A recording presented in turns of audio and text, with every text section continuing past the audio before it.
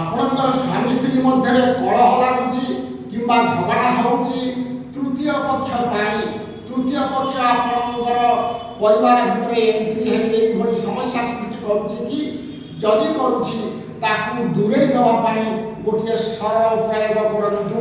କୌଣସି ମାସ ଅମାବାସ୍ୟା ଅର୍ଦ୍ଧରାତ୍ରରେ ଗୋଟିଏ ପେଚାର ପର ଆଣନ୍ତୁ। ପେଚାର ପର ଉପରେ ସିନ୍ଦୁର ଦ୍ୱାରା ଗୋଟିଏ କାଠିରେ ଲେଖନ୍ତୁ, ତାର ନାମକୁ ଲେଖି ଦିଅନ୍ତୁ। ନାମ ଲେଖି ସାରିଲା ପରେ ଗୋଟିଏ ମନ୍ତ୍ର ଲେଖନ୍ତୁ, ଓମ୍ ହ୍ରିଂ ହ୍ରିଂ କାମାକ୍ଷା ଦେବୀ ହୁମ୍ ଫଟ୍ ସ୍ୱାହା।